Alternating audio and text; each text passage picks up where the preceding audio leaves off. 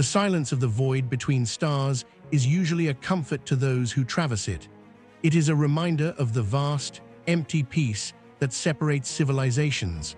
But for the Grand Armada of the Xylar Dominion, the silence was not a comfort. It was a canvas upon which they intended to paint a masterpiece of conquest. They were the apex predators of the Orion Arm, a civilization built on the bones of 1,000 subjugated worlds. Their ships were works of art, sleek, silver leviathans that shimmered with the energy of captured stars. Their weapons were absolute, capable of cracking planetary crusts and boiling oceans. And their target was a small, unassuming blue marble located in the backwaters of an uncharted sector, a planet called Earth. To the Xylar High Command, Earth was an anomaly. It was rich in heavy metals, overflowing with liquid water, and teeming with a biodiversity that was mathematically improbable. Yet, the dominant species, humanity, appeared to be hopelessly primitive. Their transmissions were chaotic radio waves leaking into space. Their fleets were bound to their own gravity wells, reliant on chemical rockets and crude nuclear propulsion. They had no shields. They had no directed energy weapons. They had no unity. To the Xylar, this was not a war. It was a harvest. High Admiral Kalen stood on the bridge of the flagship, the Star Eater, looking out at the distant speck of the human sun. He adjusted the ceremonial armor on his shoulders, feeling the weight of his own superiority. He had led the campaigns against the crystalline entities of the silica web. He had burned the hive worlds of the Clax. He had never known defeat, because defeat was a concept reserved for lesser species. Beside him, his tactical officer, a cybernetically enhanced drone named Vix, chittered with anticipation. The fleet was dropping out of warp speed at the edge of the system, 3,000 capital ships, 10,000 frigates. A force large enough to subjugate an entire sector was being brought to bear on a single planet. It was overkill, certainly, but the Dominion liked to make examples. They wanted the galaxy to see that even the smallest potential threat was met with overwhelming, absolute force. Kalen gave the order to advance. The fleet moved as one organism, a school of silver sharks gliding through the dark ocean. They bypassed the gas giants, ignoring the primitive outposts on the moons of Jupiter. They had no interest in the scraps. They wanted the main course. As they approached the inner system, the first hail came from Earth. It was audio-only, transmitted on a low-frequency band that seemed almost archaic. The universal translator parsed the guttural sounds of the human language into the melodious syntax of the Xylar. It was a simple message: turn back. You are entering sovereign space. If you proceed, we will view it as an act of aggression. Kalen laughed. It was a dry, rasping sound that echoed across the bridge. He ordered the communications officer to open a channel. He wanted them to hear his voice. He wanted them to know who was about to end their existence. He broadcasted to the entire planet, overriding their primitive satellite networks. People of Earth, he said, his voice dripping with disdain, your sovereignty is a delusion. Your space is now property of the Xylar Dominion. Surrender your resources and submit to processing, and perhaps we will allow a fraction of your population to survive as labor stock. Resist, and we will turn your world into a tomb. He waited for the begging. He waited for the panic. But the response, when it came, was not a plea. It was a sigh, a heavy, weary sigh that sounded like a parent disappointed in a child. The voice returned. We warned you, that was all. Kalen sneered. He gestured to his weapon masters. Target the major population centers. Fire a salvo of plasma torpedoes. Burn the lesson into their surface. The Xylar fleet opened fire. Thousands of torpedoes, glowing with the fury of trapped suns, streaked toward the blue planet. Kalen watched the tactical display, expecting to see the blooming flowers of destruction. He expected to see cities vanish. But then, the data on the screen glitched. The torpedoes didn't hit. They didn't detonate. They simply ceased to exist. Around the planet, a grid materialized. It wasn't a standard energy shield. It was a lattice of hexagonal geometric light, a hard light construct of immense complexity.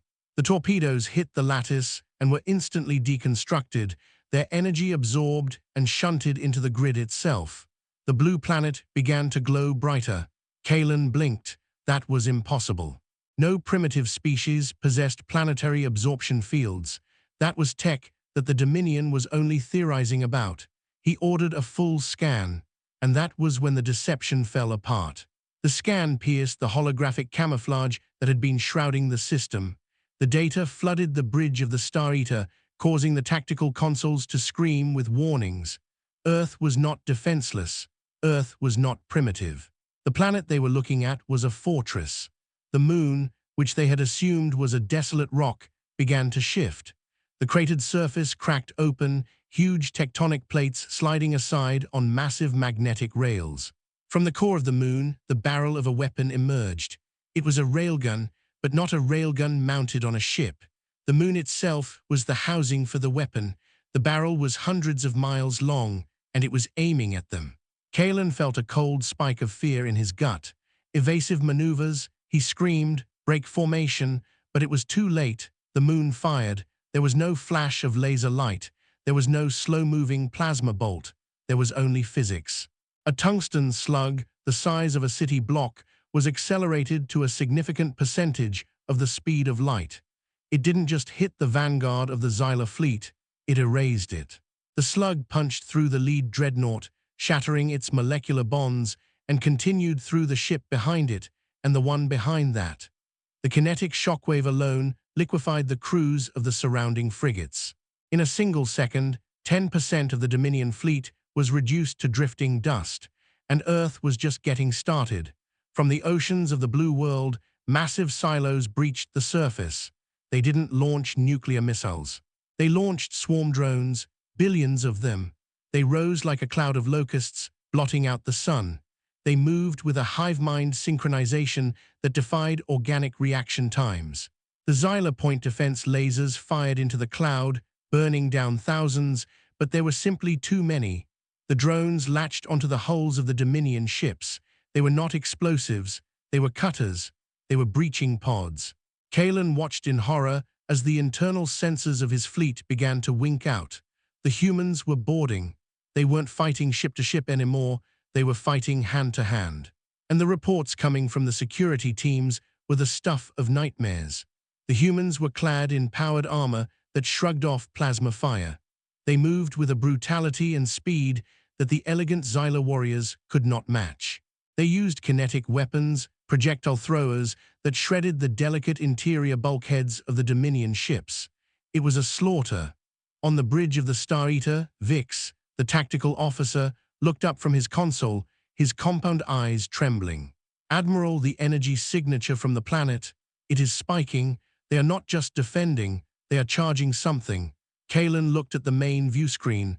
The hexagonal grid around Earth was pulsing. The energy absorbed from the initial Xylar bombardment was being cycled, amplified, and refocused. The atmosphere of the planet seemed to ignite. A beam of pure white light erupted from the North Pole of Earth. It didn't aim at the fleet. It aimed at the sun. What are they doing? Kalen whispered. The beam hit the sun, and for a terrifying moment, the star seemed to dim. Then the solar surface erupted. A coronal mass ejection, guided and shaped by magnetic fields projected from Earth, lashed out. It was a whip of solar fire, millions of miles long. It swept through the Xylar formation. Shields failed instantly. Armor melted like wax. Ships were stripped down to their skeletons in the blink of an eye. The scream of the dying fleet filled the communication channels, a cacophony of agony and disbelief. Kalen realized then that they had walked into a trap laid centuries ago. This species had not been stagnant. They had been sleeping. They had been preparing. They had turned their entire solar system into a bear trap, and the Dominion had just stepped right into the teeth. Retreat! Kalen screamed, his voice breaking. All ships, emergency jump, get us out of here. The survivors turned to flee. The Star Eater spun around, its engines flaring as it tried to punch a hole in reality and escape into hyperspace. But as the warp drive spooled up, the navigational computer threw an error. Spacetime around the Sol system had been locked down. Gravity wells were being projected artificially, anchoring the ships in real space. We are trapped, Vix said, his voice flat with shock. They have interdicted the entire sector. We cannot leave. The human swarm drones had finished with the frigates and were now converging on the flagship. Kalen watched the main screen as the silver hull of his ship was covered in the black metal of the human machines. He drew his sidearm, a pathetic gesture against the inevitable. The bridge doors were cut open. Sparks showered down as the heavy durasteel slab fell inward with a deafening clang. Through the smoke, figures emerged. They were giants, encased in matte black armor that absorbed the emergency lighting. The lead figure stepped forward, its helmet retracting to reveal a human face. It was a woman, scarred and gray-haired, with eyes that held no mercy, only a cold, hard resolve. She looked at Kalen, at the terrified crew, and she didn't shout. She didn't gloat. She simply raised a heavy rifle. "You came to our home," she said. "You threatened our children. You broke the silence. And now you will be the message we send back to the dark." The screen went black, the feed cut, but the story did not end there. The destruction of the Grand Armada was only the first act. The Xylar Dominion waited for their triumphant fleet to return. They waited for the spoils of war. Instead, they received a signal. It was transmitted on all frequencies, blasting across the Dominion's territory. It was a video loop of the Star Eater, broken and burning, drifting in the orbit of Earth. And then, the coordinates, not of Earth, but of the Xylar homeworlds. The humans had stripped the navigational data from the wreckage. They knew where the Dominion lived. 3 standard days later, the sky above Xylar Prime darkened. It was not a fleet that arrived. Humanity did not believe in the inefficiency of ship-to-ship combat when the goal was extermination. It was a single object, a relativistic kill vehicle, a spear of iron and tungsten launched from the Sol system, accelerated through a warp gate to near-light speed. There was no warning. There was no negotiation. One moment, the capital city of Xylar Prime was a bustling metropolis of crystal spires and floating gardens. The next, it was a crater. The impact didn't just destroy the city, it cracked the continental shelf. Dust and ash were thrown into the upper atmosphere, choking the sky. The shockwave leveled everything within a 1,000-mile radius, and then came the voice. It broadcasted from the debris of the impact. "This is the price of admission to the Sol system.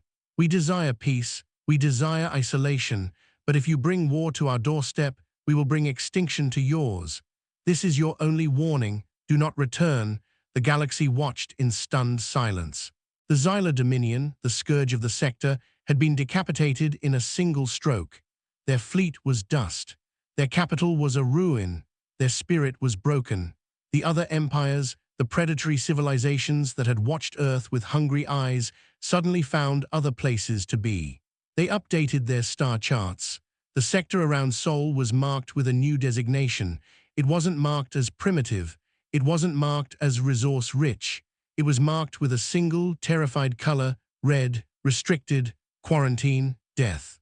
Humanity went back to silence. They repaired their moon. They retracted their silos. They lowered the Aegis grid. They went back to their radio broadcasts and their internal squabbles. They played the part of the primitive species once again. But the galaxy knew better now. They knew that the blue marble was not a cradle. It was a sleeping dragon. And they knew that if you poked the dragon, you wouldn't just get burned. You would be ash. The legend of the Terran retaliation spread from star to star, whispered in the cantinas of the Outer Rim, and debated in the high councils of the core worlds. They called it the Sol Paradox. The idea that the quietest room in the galaxy contained the loudest gun. And for 1,000 years, no one dared to break the silence again, because they knew that somewhere in the dark, the humans were watching, and they were waiting, and they were ready. The lesson was learned. Peace is not the absence of violence. Peace is having a bigger stick than the other guy and the willingness to use it. Earth had the biggest stick, and they had swung it just once. That was enough. The universe is a dark forest filled with hunters, but in one corner of the forest, the hunters learned to tiptoe, for there was a beast there that did not hunt for food. It hunted for retribution, and its hunger was bottomless. As the dust settled on Xylar Prime, the survivors looked up at the gray, choked sky. They realized that their ancestors had made a fatal error. They had confused quiet with weakness. They had confused patience with fear. They had looked at a predator and seen prey. And now, as they dug through the rubble of their golden age, they understood the truth. Humanity was not to be conquered. Humanity was to be feared. The end of the Xylar Dominion was not written in the history books as a war. It was written as a suicide by arrogance. And the epitaph was written in the stars, a warning for all who would come after. Here lies the empire that woke the earth. May they rest in pieces.